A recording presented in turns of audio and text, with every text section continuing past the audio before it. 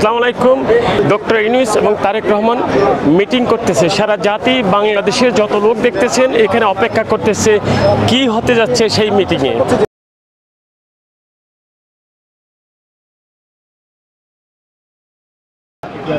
BNP এবং community নেতৃবৃন্দ, আমাদের নেতা তারেক রহমান সাহেব এখানে কলচেস্টার হোটেলে এসেছেন এবং ডক্টর ইউনূস সাহেবের মধ্যে একটা বৈঠক হবে সকালে। সারা বিশ্ব, সারা জাতি আজকের সকালের জন্য তাকিয়ে আছে যে একটা সুন্দর সুনির্দিষ্ট দিক নির্দেশনা বাংলাদেশের আগামী দিনের বাংলাদেশের জন্য নিয়ে আসবেন এই প্রত্যাশা রেখে এবং আমরা সবাই এখানে সমবেত হয়েছি এই সকালকে ওয়েলকাম, দুই লিডারকে ওয়েলকাম জানানোর জন্য আমরা এখানে সকল সমবেত হয়েছি।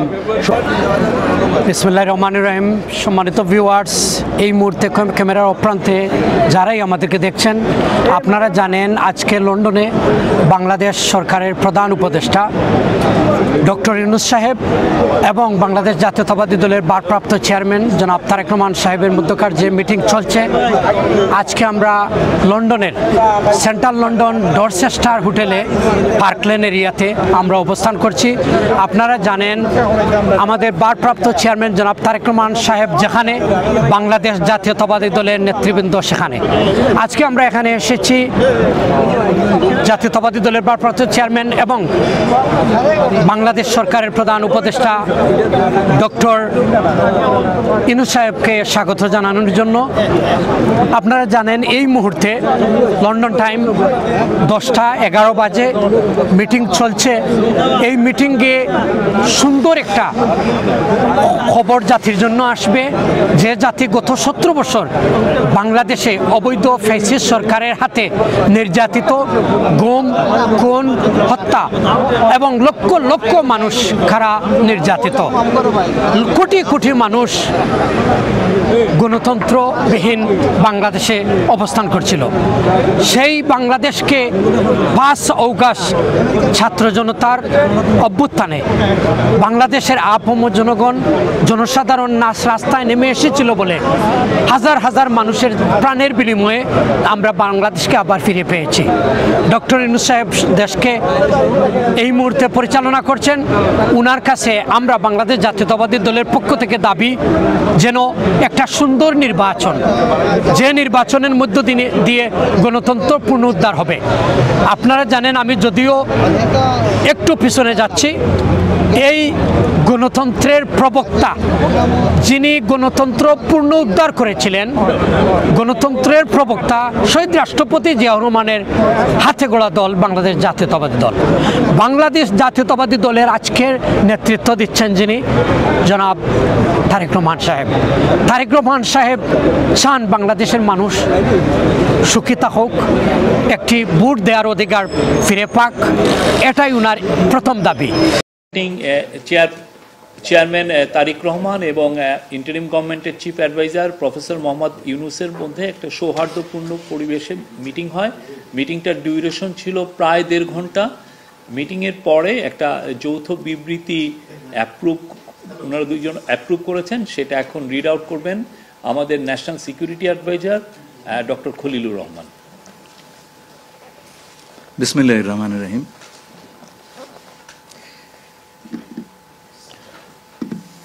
মাননীয় প্রধান উপদেষ্টা এবং বিএনপির ভারপ্রাপ্ত চেয়ারম্যান দুজনের অনুমোদিত যৌথ বিবৃতিটি আমি পাঠ করে শোনাচ্ছি।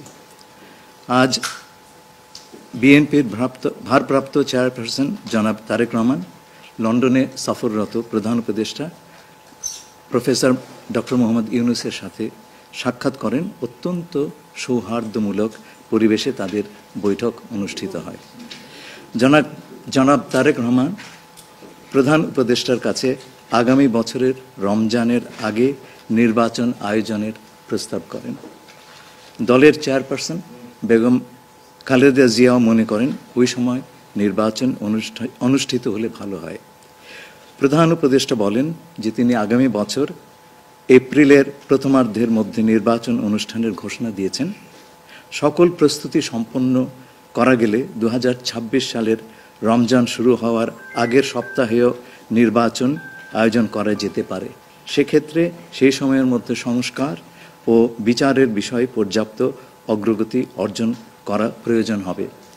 জনাব তারেক রহমান প্রধান উপদেষ্টার এই অবস্থানকে স্বাগত জানান এবং দলের পক্ষ থেকে তাকে ধন্যবাদ জ্ঞাপন করেন। প্রধান উপদেষ্টাও জনাব তারেক রহমানকে ফলপ্রসূ আলোচনার জন্য ধন্যবাদ জানান। আপনাদের সবাইকে ধন্যবাদ। আমরা 7টা কোশ্চেন নিব। আপনারা কোশ্চেনগুলো করবেন হচ্ছে আমাদের national security adviser doctor Khalilur Rahman এবং বিএনপির স্ট্যান্ডিং কমিটির মেম্বার আমির খসরু মাহমুদ চৌধুরী। প্লিজ। আমার একটা প্রশ্ন, জুলাই সনদ নিয়ে কোনো কথা হয়েছে কি আজকের বৈঠকে?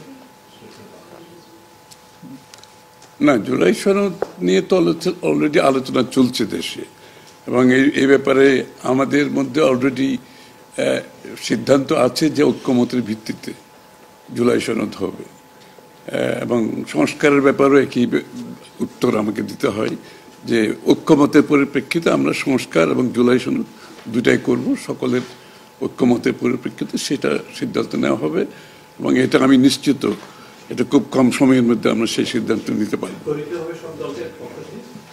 প্লিজ। হ্যাঁ, ঐক্যমত যেখানে হবে স্বাভাবিকভাবে ঐক্যমতের পরিপ্রেক্ষিতে যে সিদ্ধান্ত হবে স্বাক্ষরিত তো হবেই, না হওয়ার কোনো কারণ তো নেই। Please please please please please. উনি প্রশ্নটি হচ্ছে যে যেটি বারবার যে কথাটি বলা হচ্ছে যে রুটম্যাপ, নির্বাচনের একটি সঠিক তারিখ নির্ধারণে আসলে সমস্যাটা কোথায়? একটি সঠিক তারিখ সুনির্দিষ্ট তারিখ এর কোনো সমস্যাই নাই, আমরা কোনো সমস্যা দেখছি না। কেউ দেখলে পারে এটা ভুল দেখছেন। নির্বাচনের সম্পর্কে আজকে যৌথ বিবৃতিতে আমরা বলে দিয়েছি দুপক্ষই, এবং নির্বাচন কমিশন আমরা আশা করব শীঘ্রই একটা তারিখ ঘোষণা করবে। নির্বাচনের কথা হচ্ছে নাকি দেশের রাজনৈতিক পরিবেশে অন্যান্য বিষয় নিয়ে কথা হচ্ছে? সব বিষয়ে আলোচনা তো হবে, স্বাভাবিক। আমরা তো নতুন বাংলাদেশ গড়ার প্রত্যয় নিয়ে সামনের দিকে এগোচ্ছি। সবাই আমরা চাই দেশ গড়ার যে প্রত্যয় আমরা নিয়েছি, আমরা ঐক্যবদ্ধভাবে সেই কাজটা করব। শুধু নির্বাচনের আগে নয়, নির্বাচনের পরেও বাংলাদেশ গড়ার যে প্রত্যয় নিয়ে আমরা সবাই ঐক্যমত হয়েছি সেটা আমরা সামনের দিকে এগিয়ে নিয়ে যাব। একজন প্লিজ প্লিজ উনি বলুন। সংস্কার নিয়ে যে দীর্ঘ আলোচনা হচ্ছিল, সেই সংস্কার বিষয়ে বিএনপির পক্ষ থেকে বা তারেক রহমান সাহেবের পক্ষ থেকে আপনারা কিভাবে রিঅ্যাক্ট করেছেন? যে আবার স্যার আমি শুনি, যে সংস্কার নিয়ে যে বর্তমান সরকারের যে একটা বিশাল রূপরেখা তৈরি হয়েছে, একটা বিশাল তালিকা, সেই তালিকা নিশ্চয়ই আজকে আপনাদের সামনে উপস্থাপন করা হয়েছে। যে সংস্কার বিষয়ে আপনাদের মতামত কি? বিএনপি কিভাবে সেটাকে? না না, এটা তো পরিষ্কার। এটা এখানে না বোঝার কোনো কারণ নাই। বিষয়টা হচ্ছে সংস্কার। চিফ অ্যাডভাইজার সাহেব, তারেক রহমান সাহেব, আমরা সবাই একই কথা বলছি, যে বিষয়গুলোতে ঐক্যমত হবে সেগুলোতে সংস্কার হবে, তাই না? তো সংস্কারের বিষয়টা একটা চলমান প্রক্রিয়া। এমন না যে আজ সব সংস্কার এখন শেষ হয়ে যাবে। এটা নির্বাচনের আগেও কিছু সংস্কার হবে যেখানে ঐক্যমত হবে, আর নির্বাচনের পরেও সংস্কার অব্যাহত থাকবে। কারণ আমরা যেই দেশ গড়ার প্রত্যয় নিয়েছি, সংস্কারের প্রয়োজনীয়তা সবাই অনুভব করছে এখানে। সুতরাং আগে পরে সংস্কার চলতে থাকবে। Please please please please.